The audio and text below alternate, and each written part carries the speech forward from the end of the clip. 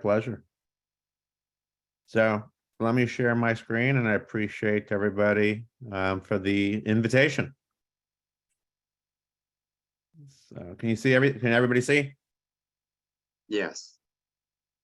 So here to talk to you about a little bit about my own journey, but also musculoskeletal and orthopedic and pain care, particularly the current prevailing evidence in 2023 and beyond, and then also how that can apply back to the patients you see in the various facilities that they are.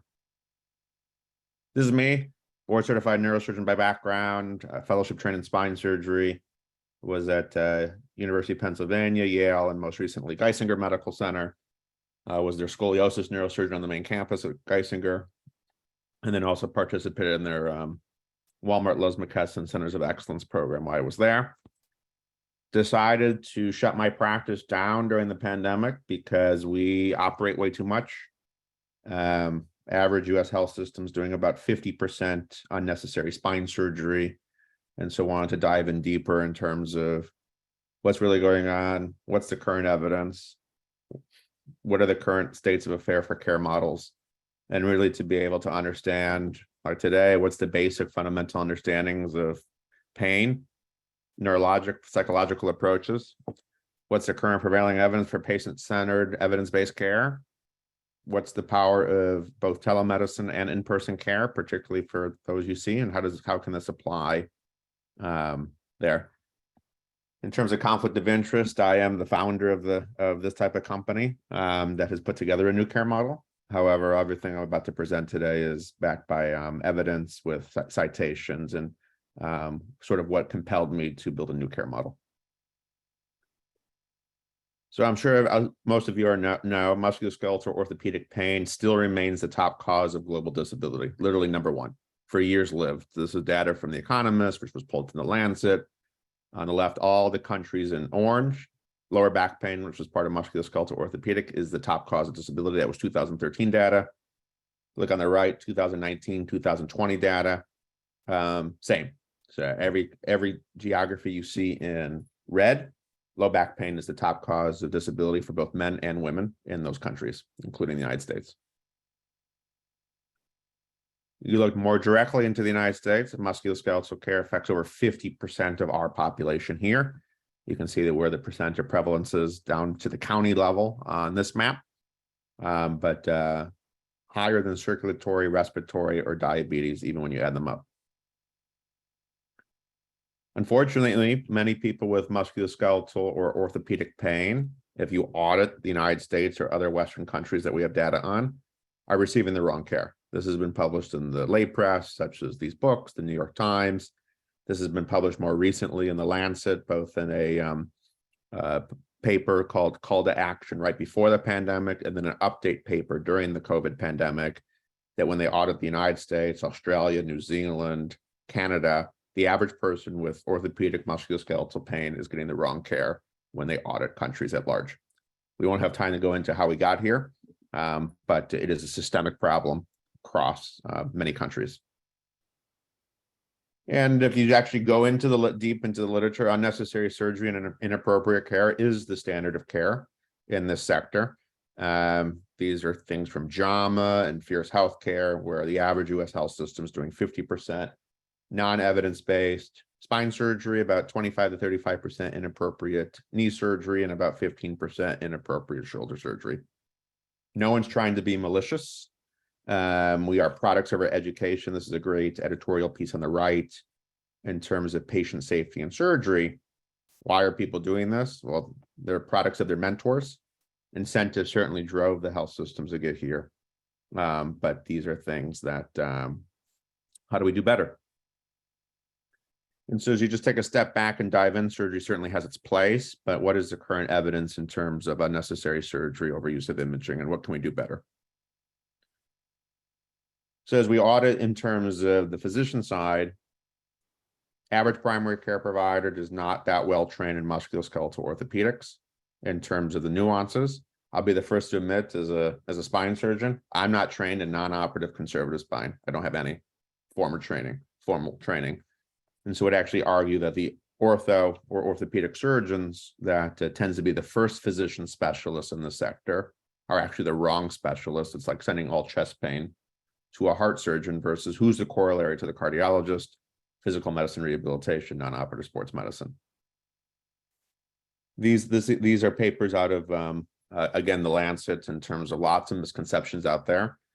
Is the majority of musculoskeletal pain is non-operative, and most of the popular treatments we see the highest incidence of opiates, spinal injection, spine surgery, and most people thinking they need imaging is usually unhelpful to most, and that the non-evidence-based practice is occurring globally and across all social determinants of health. This is actually the quotes actually out of the Lancet journal in terms of low back pain, a call for action. Is one of the biggest problems out there, according to when they did a cross-country deep dive, is one of the biggest problems that patients aren't always given the right advice. And so instead of evidence-based practice to stay active and exercise, most people end up going down imaging route or potentially to the surgical route or injection routes, depending on what they have access to care. In terms of common myths, bed rest and inactivity delays recovery. That has been shown over and over again. Can't speak for any of you, but when you audit out there across many practices, bed rest and inactivity tends to be highly recommended still out there. People tend to be scared to move. Fear is a very high predictor of conversion to chronic pain, and that physical therapy and non-imaging modalities is usually the standard. Furthermore, lots of misconceptions out there in the literature in terms of what's the power of imaging or the necessity to actually use imaging. So the evidence is pretty clear. If it is brand new pain, so acute or subacute pain, you're not supposed to get an X-ray or MRI in the first 8 weeks of new pain. If you're over 30, we will find arthritis in every joint. Arthritis gets worse every year. All of us get more gray hair. All of us get more wrinkles. All of us get more arthritis.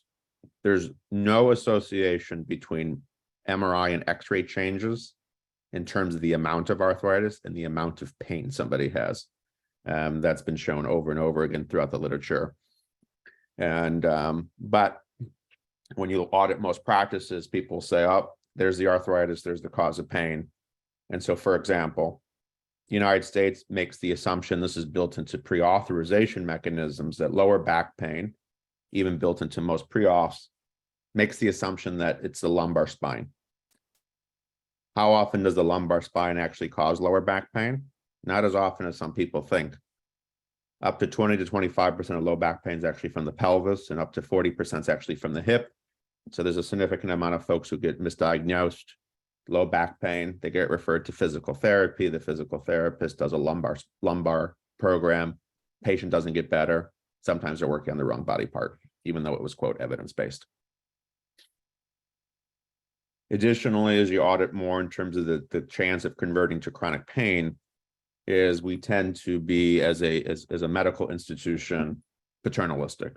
So we tend to be taught, and this is how I was taught, to, in essence, blame the patient. You need to stop smoking, you should lose weight. And if the patient's not adherent to my plan, they're non-compliant, not adherent, those types of things have been shown to increase the chance that somebody converts to chronic pain in terms of the hierarchical model.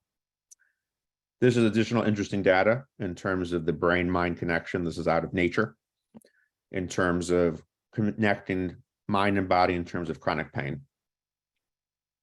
What this study actually demonstrates is if somebody has significant fear, so how somebody's actually, the monologue in their head, oh my God, my back pain is going to be, it's a tumor, I'm going to go paralyzed, I'm going to be in a wheelchair like my grandfather, whatever they're thinking in their head.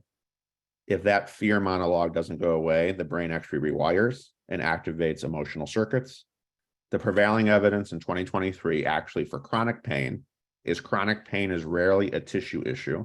It's almost always an overactive nervous system. And one of the reasons the health systems have struggled very much with the treatment of chronic pain is folks keep looking for arthritis in a joint or very much at the peripheral local tissue level, and never dealing with the overactive nervous system, very, very analogous to what you find in the mental health sector. The most powerful treatment for depression and anxiety is talk therapy, plus or minus an antidepressant. What is somebody doing in talk therapy? They're using structured language to work with a patient. to have them think differently about how they perceive the world, which then rewires neural circuits inside the brain, allowing their depression and anxiety to improve. That same concept had been shown true in any sector in terms of a holistic approach of making sure how people think about their ailment, how they perceive the world, the thoughts in their heads can drive up gastrointestinal pain, to back pain, to knee pain, to all endorphin types of things. People who are fear catastrophizers, very high chance to convert to chronic pain. And then those who do end up with chronic pain, if the overactive nervous system or their fear processing mechanisms are not dealt with, they tend not to get better. They tend to get stuck in opiates and end up in this endless loop. There's another diagram in terms of the modalities that we see in terms of the circuits that get turned on when somebody goes into chronic pain.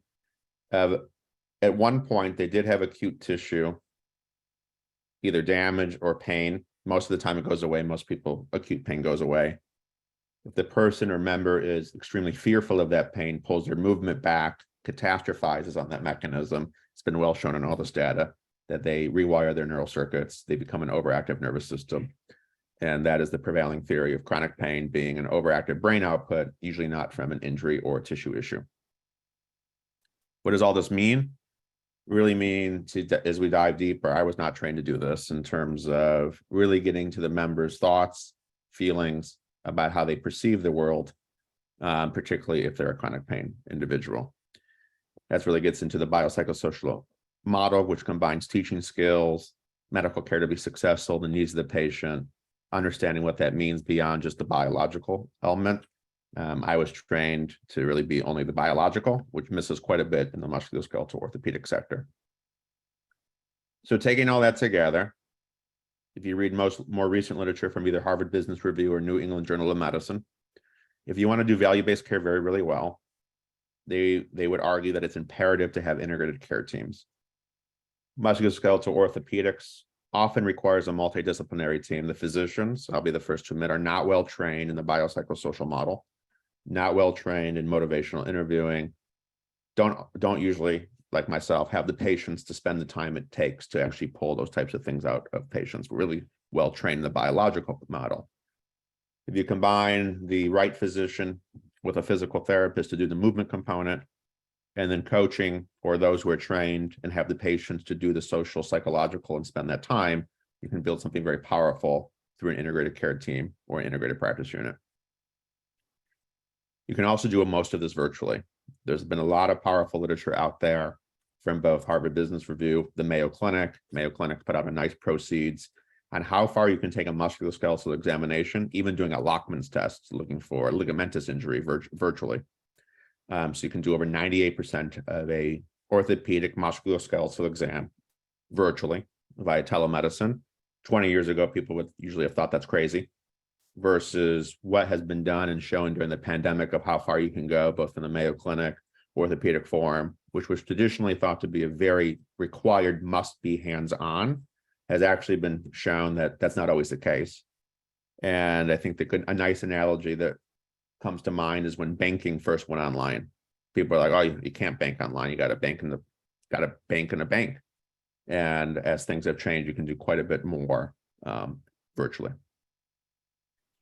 Taking all that together, it's been shown in the literature, if you actually take the right board certified physicians or clinicians, so sports medicine, non-operative physical medicine rehabilitation, the non-operative expert, the corollary to the cardiologist, combined with a doctor of physical therapy, health coach, and dietitian is necessary, who practice in an evidence-based care model, who put the patient-centric approach first, biopsychosocial, you can get pretty far in terms of driving surgery down 78%, driving anxiety, depression down as measured by GAD-2, PHQ-2 by 62%, having over 83% of people improve in terms of their pain, and that can be done virtually. Additionally, making sure that shared decision-making is there. If you audit most institutions, the American Academy of Orthopedic Surgery put out a statement in 2020, so just a few years ago during the pandemic, that they do not do a good job at this. Most musculoskeletal orthopedic surgery tends to be options. I have a picture here of wrinkles. Why? Because facelifts are not necessities. Facelifts are quality of life operations. Nobody needs a facelift at large. How bad do your wrinkles bother you as you age? It's a very personal decision, can escalate to injections, can escalate to best practice facelift procedures. Most musculoskeletal orthopedic surgery, if there's no neurological deficit, no other red flags, you're not worried about a tumor, you're not worried about infection, and you're not looking for a fracture and it's just pain, surgery is an option if nothing else has worked, but rarely a necessity. And bone on bone by itself is not a surgical indication. That's like saying everybody over 50 should have plastics done because they have wrinkles. So making sure people understand their options, and you can get the surgical referral rate in a population down to about 3%, while also having awesome outcomes and getting most people to get better when you combine this as well. Also quite powerful in terms of just rapid technology. I'm not going to talk about ChatGPT or generative AI today, but avatar technology, these are papers out of Stanford University of things you can potentially do virtually as well in terms of computer vision motion tracking, just using an off-the-shelf camera that comes on a laptop or a desktop or iPad, if you have access to those, to have people actually do computer vision motion tracking to follow their work. That might not be possible with some of your patients, but there's pretty interesting type of work that's being done there. And I'll show you here's a little example of how it can work when you track 111 points virtually to follow people's output on the asynchronous physical therapy side if they were working on their own. Hi, I'm Carrie McCulloch, Director of Content at Rory Health, and I'm going to give you a demo of our motion guide technology. So what you're seeing here on the screen is part of a Rory Health members care plan through which our physical therapists can prescribe exercises to a member to practice at home or on the go.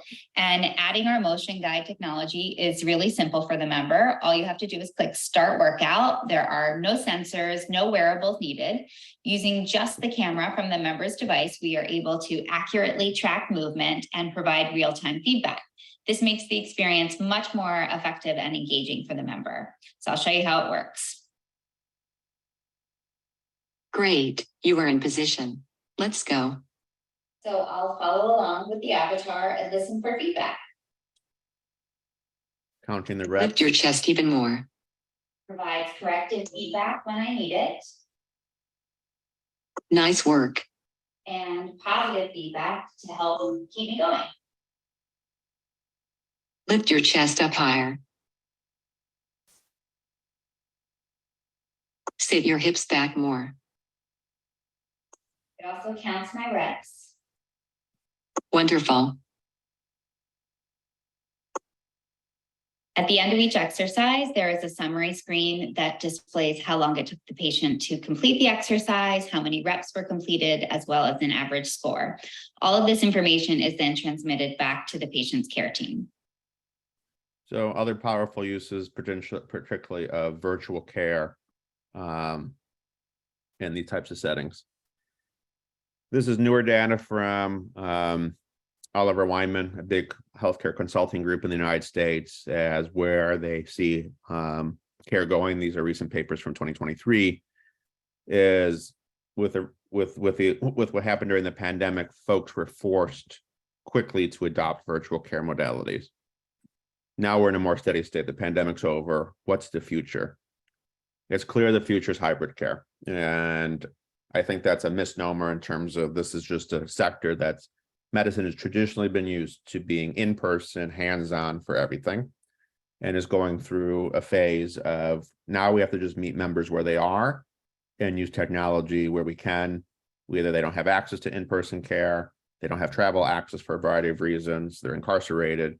How can you better take care to the next level? And across the world, care is going to become hybrid. Some care will be 100% virtual, some care will be 100% in person. For most people, care will be hybrid going forward, just like all of us right now. Right now, we're on a virtual environment. We also have work in person. The corporate world has moved hybrid to part Zoom, part in person. We talk to our families on the phone. We see them in person. We all live a hybrid world, and care is just moving in that direction as well. So I think with all this together, you can take a virtual multiple disciplinary care team, blend that with in-person care, or blend that with the types of awesome providers on your side and really be able to offer integrated practice unit specialty care to a variety of different situations with either peer-to-peer, 98% of a musculoskeletal orthopedic exam being able to be done virtually, pretty accurate diagnosis. If you actually audit the physicians and physical therapists on the virtual side, who are actually doing this and have lived in both worlds, they'll actually tell you this is the best exam they've ever done because they've had to be more proactive of how do you engage a member or a patient to compare to a traditional physical exam, which tends to be more passive. The physician actually passively working with the patient versus getting a patient to figure out, do they have myelopathy by having them hold a pen or the way they move their fingers, how do they walk, what's their gait, all sorts of things you can get through a virtual exam by just thinking differently. So as you're returning back to the Lancet article in terms of what does this mean, it's really about the notion of positive health, of how do we get members and patients to really adapt and be able to self-manage, knowing the limitations of medical education, which has been heavily focused on the biological arm, particularly in the musculoskeletal orthopedic sector. But the evidence is clear that if we don't take care of the psychosocial aspects, particularly the way people are thinking in their mind, what's the monologue people have in their head, how fearful are they of their pain that something's really wrong. If we don't calm that monologue down and remove a patient's fear, they're at very high risk to convert to chronic pain, which also fits with the current evidence that chronic pain is rarely a tissue issue at this point. It's an overactive nervous system that's been conditioned, sort of similar to what happens with depression and anxiety, and backed by multiple studies across the globe. Also, there's growing evidence of how we talk to patients also feeds into the development of chronic pain. And so if we tell somebody that they're bone on bone and they got bone spurs and quote, their spine looks terrible, that sentence in its own, which has been shown in the radiology literature to increase the chance that the patient converts to chronic pain, because we put that in their head, versus they have expected arthritic changes, not sure if that's the cause of the pain or it is the cause of the pain, and we'll get them into a program, much decreases the chance of converting to chronic pain. So also how we talk to patients is very powerful in terms of removing chronic pain or actually pushing them further into the chronic pain realm just by how we talk to people, words have power. And then also just making sure as a medical society that we try to help educate and remove the widespread misconceptions among the public. You're not supposed to get an image in the first 8 weeks of new pain. The imaging is rarely diagnostic. If you're over 30, we're finding arthritis everywhere. That's already known. Most people will get better with acute pain in the first 8 weeks of care. Subacute pain, most of those folks will still get better. If somebody's a pain catastrophizer, really a biopsychosocial approach is the only thing that will help them remove their fear. Physical therapy alone won't do it. And if somebody is in chronic pain, physical therapy alone, those people tend not to get better because no one has dealt with the overactive nervous system and the positive psychology. All of those things together push towards needing an integrated practice unit, which is what you see at the New England Journal of Medicine pushing for, or Harvard Business Review, particularly in the value-based era. I know it was late for some of you, so I was just trying to make this shorter and high level and open it to questions in terms of what this means in terms of musculoskeletal orthopedic care, myths or misconceptions or strong thoughts about how far you can take virtual care, particularly in a specialty that's been traditionally in person, hands-on, and the notion of the mixing of hybrid care together. And even if someone can't do the motion tracking, you can do pretty powerful things with just Zoom, if that's all people have access to.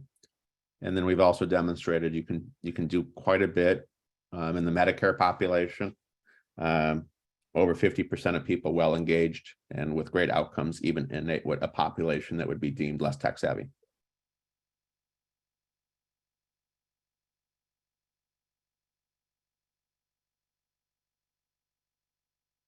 Dr. Grant, this is Charles Lee with the ACCP. As you know, most, if not all, of the persons online listening to your excellent presentation work in correctional systems, in which all, and I'm being facetious to make a point, all of our patients have pain somewhere.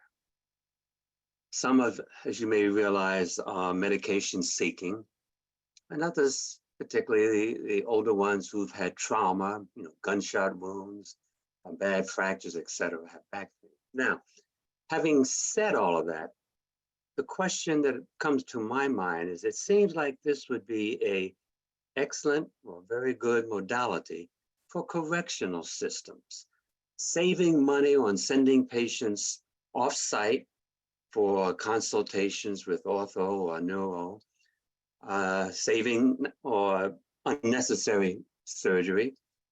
How do you see this fitting in with correctional healthcare? That's a great question. Lots of different ways.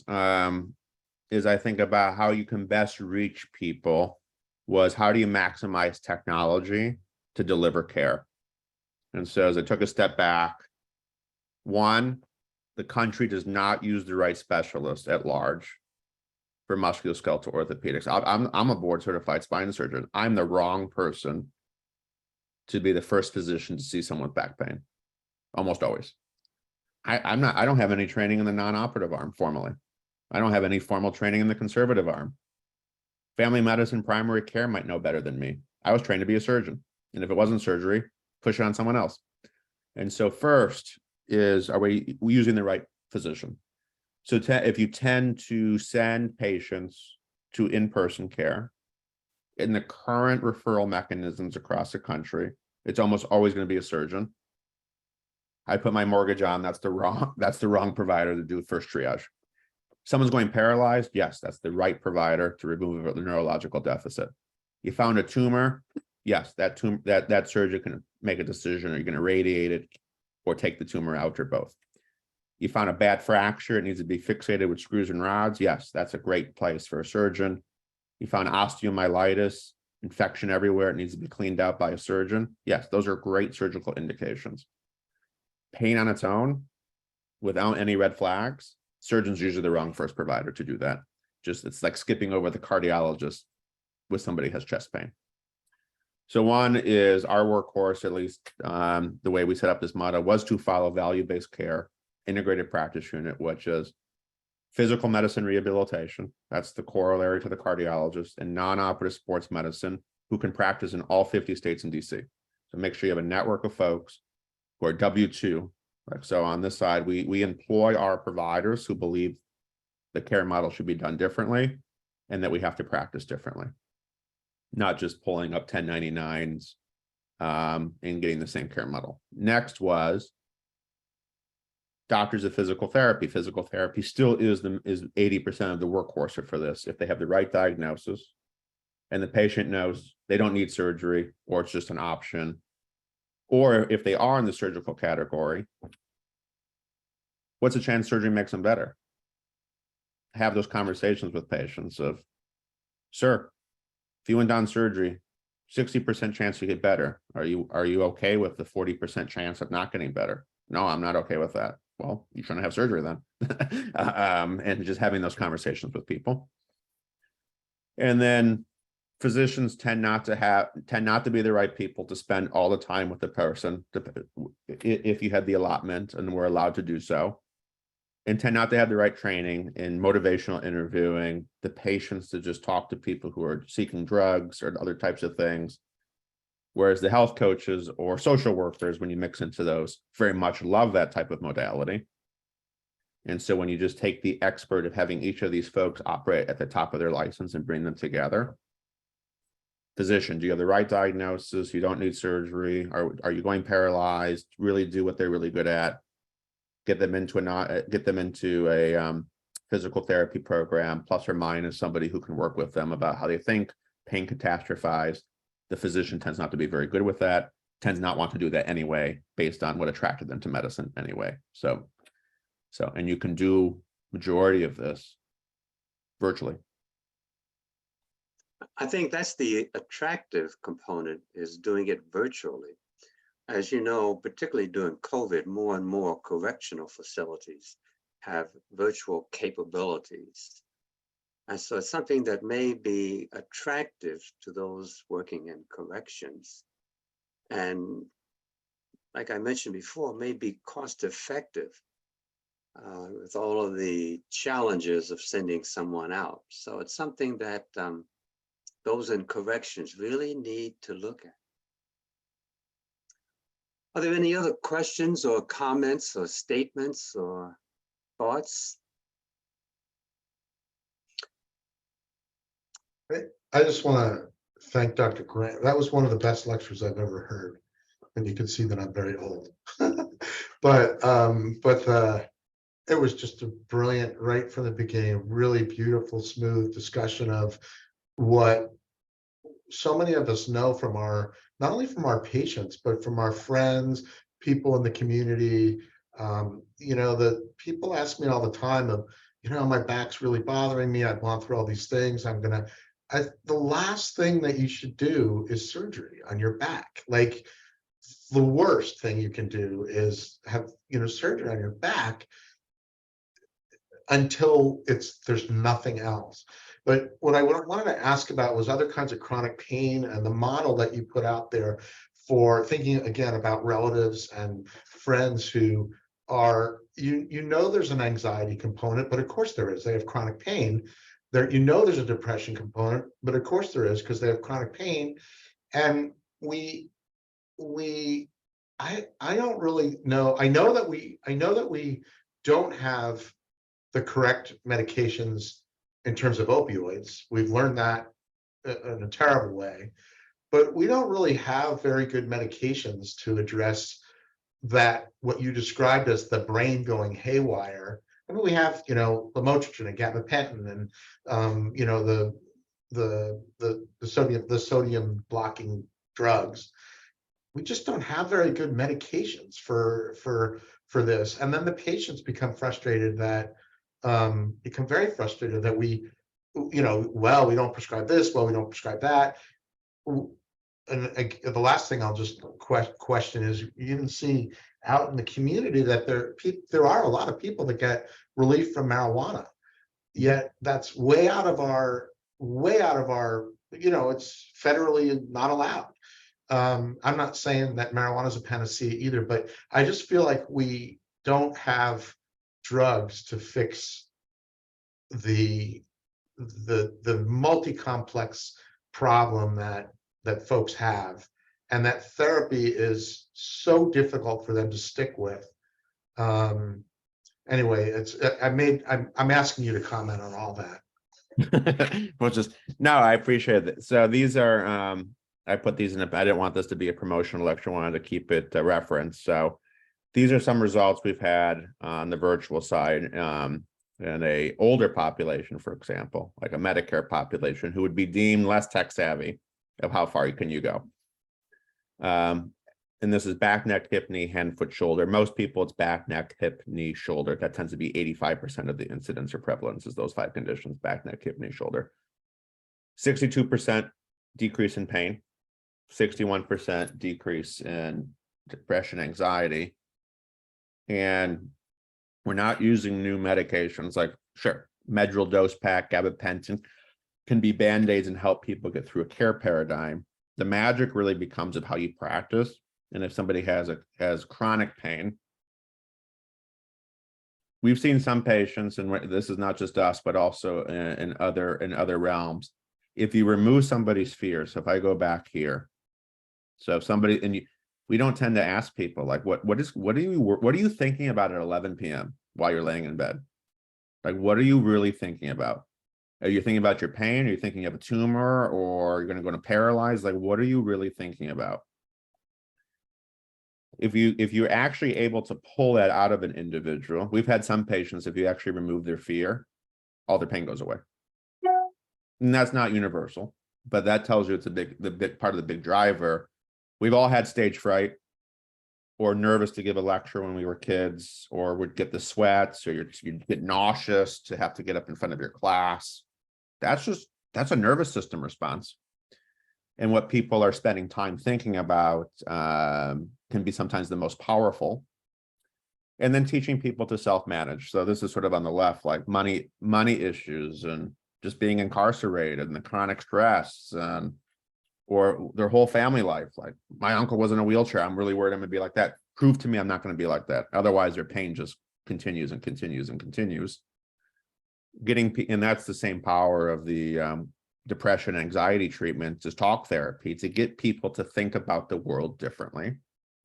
To also set expectations. Getting people's pain to zero sometimes is not realistic. Often it's not, but getting people to think through musculoskeletal orthopedic pain is more like a cold. You will have it come and go, but you can usually learn to manage it. And most people don't freak out when they have a cold. Well, now when they have a cold, everybody thinks it's COVID. So before COVID came, people tend not to freak out when they had a cold. But those types of modalities, then mixed with physical therapy, because what you need to then understand, are you working the right body part? Are you removing people's fear? Then is the next issue is, do they need to be strengthened in a certain muscle group? Are they walking where their ergonomics are off and they have a 2-degree tilt and they might need a lift in their shoe? Just like if we all sleep on our neck rung at night, you wake up, your neck feels terrible because it was in an abnormal position, and you have to actually move through that pain to actually make it better. Teaching people movement, it's like motion is lotion. If you pull back movement, you actually get worse. And that's the stiff neck example. If you do not move through that pain to remove your stiff neck, the pain gets worse and worse. Eventually you would get a contracture or something similar to torticollis if you never actually move through your neck after sleeping on a stiff neck. Same people who then guard their pain. So getting through all that to sort of get through usually the muscle spasms and which can be a lot of the surface pain, which can sometimes is usually the result of the muscles being weak. So when somebody throws their back out, they usually called upon their body to do something it's not used to. So the analogy to your question would be, if you're not used to moving furniture and you go help your neighbor lift up their big couch and carry it down the stairs, you're going to hurt tomorrow. And your back might go into spasm because you ask your muscles to do something. They're not used to lifting 200 pounds or 400 pounds compared to somebody who does it all day long. Grandma, who just walks around Target or Walmart and lifts up a laundry basket when she gets home, throws her back out. That's her 200, 300 pound couch. That's what she's conditioned. She's not conditioned for that. You asked it to do way too much. And so when you hear people throwing their backs out, they usually called upon their body to do something it's not used to doing.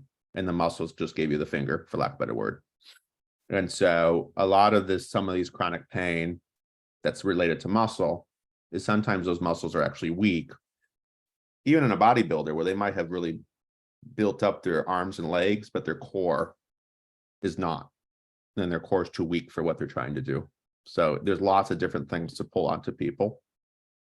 And I know if you're an incarcerated patient, they're not going to be running marathons, but what you would try to do if somebody wanted to run a marathon or be that active compared to someone who was just walking around and not really active, those two treatment plans are going to be very different in terms of how aggressive they are.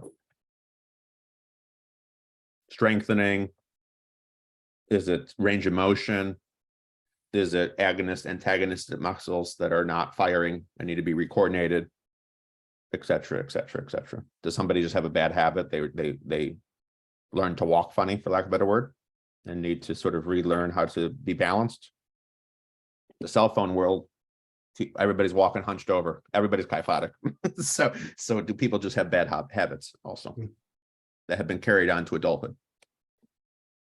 So not a simple question. It's a lot of little levers together.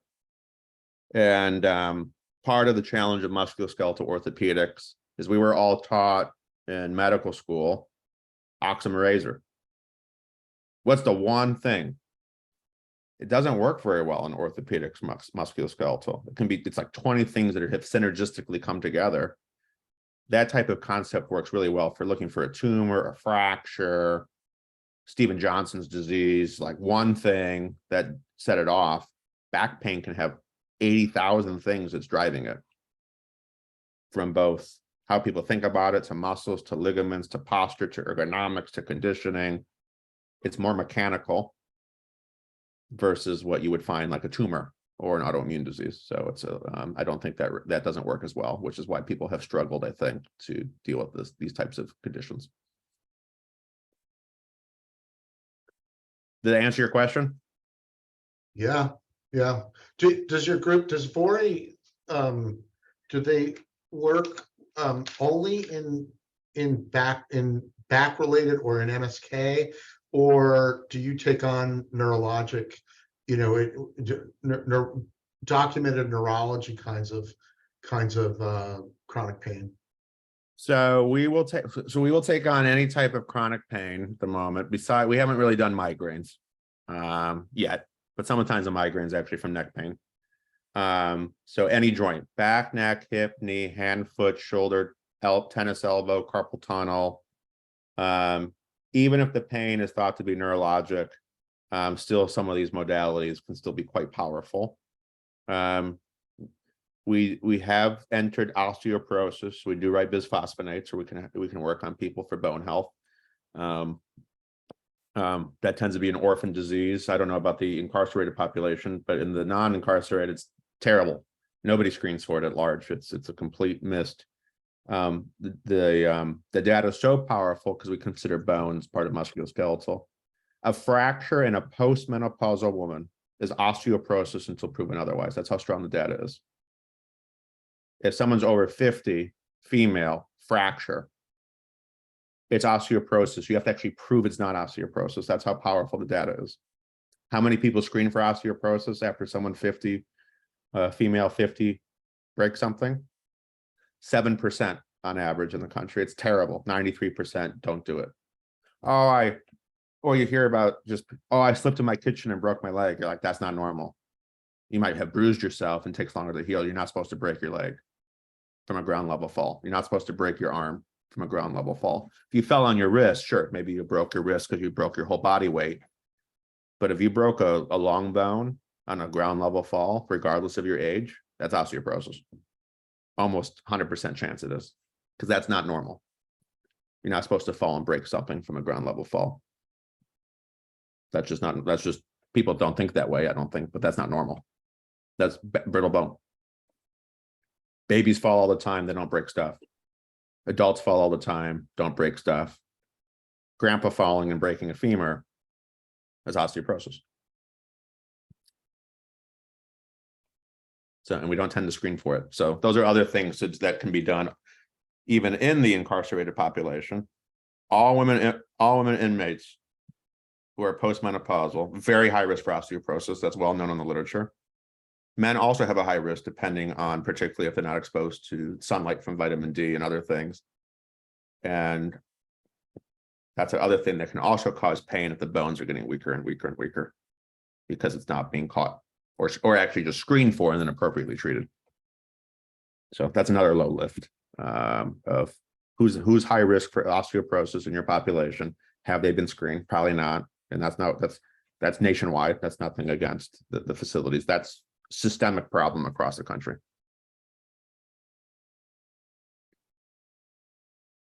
Okay, any other questions or thoughts? Is that Dr. Goldberg?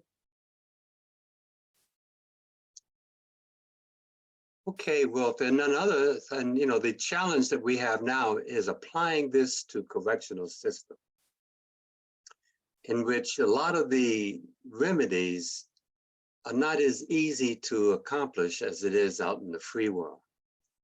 But I think there's some points that were excellent, such as the osteoporosis, even in men. I've always thought of it, well, women get it and I don't have to worry about it. And then I fell and broke my leg.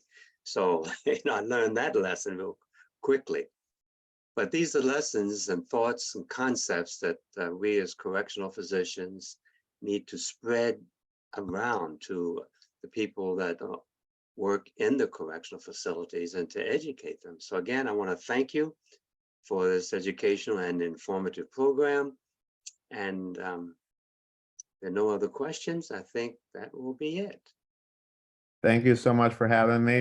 If you want to find me, I put my email. It's just ryan@vorihealth.com. Happy to chat.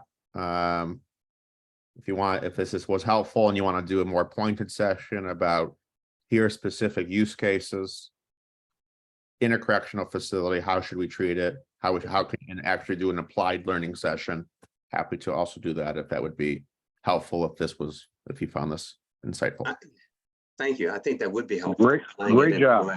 Yes.